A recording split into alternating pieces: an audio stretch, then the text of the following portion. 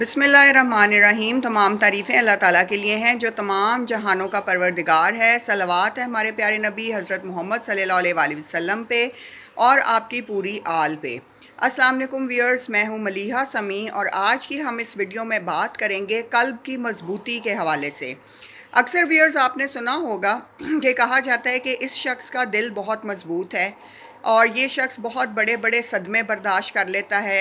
इस शख्स ने बहुत सारी मुश्किलात को आसानी से बर्दाश्त किया है, या अगर हम इसे कोई भी दिल दहला देने वाली बात सुनाएं तो इस पे ज़्यादा असर नहीं होता।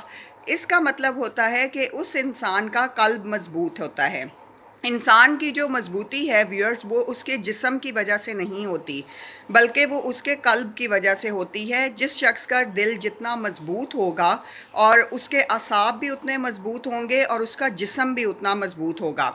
और इसमें सबसे बड़ी मिसाल जो है वो मौला अली अलैहिस्सलाम की है कि मौला अली अलैहिस्सलाम का कल्ब इतना मजबूत था कि आपने जो वाक़या खैबर में खैबर का दरवाज़ा उखाड़ फेंका था, जो कि आपने एक हाथ से उखाड़ा था, उसका जो वज़न साइंसी तरीके से जो बाद में आया है सामने, वो तकरीबन 1 टन था, यानी कि 900 केजी के मुतरादिफ 900 केजी का वज़न था जो आपने अपने एक हाथ से वो दरवाज़ा उखाड़ के फेंक दिया था।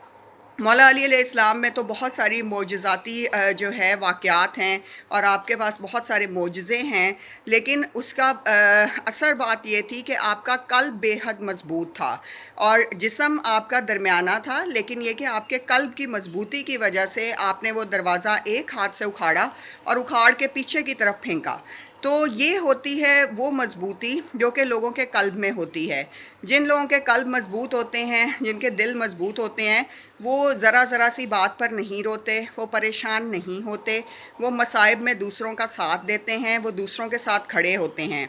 और जो कमज़ोर दिल लोग होते हैं, जो बहुत ज़्यादा परेशानियां जल्दी ले लेते हैं, वो जल्दी बीमार भी पड़ जाते हैं, उनका कल्ब कमज़ोर हो जाता है और उनको मुख्तलिफ़ किस्म के हार्ट अटैक और दिल की बीमारियों से भी गुजरना पड़ता है, क्योंकि वो मामूली बातों का स्ट्रेस ले लेते हैं और बहुत ज़्यादा ओवर थिंकिंग करके उनकी वजह से इतने परेशान होते हैं कि हर वक्त स्ट्रेस और टेंशन में गुजारते हैं।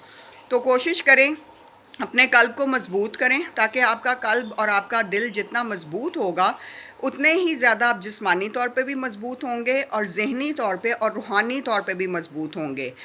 रूहानी तौर पे भी हम जितने भी वज़ाइफ और ज़िक्र इज़कार करते हैं वो इसलिए ज़रूरी होते हैं कि उनका डायरेक्ट असर जो है वो हमारी रूह पे और हमारे कल्ब पे होता है।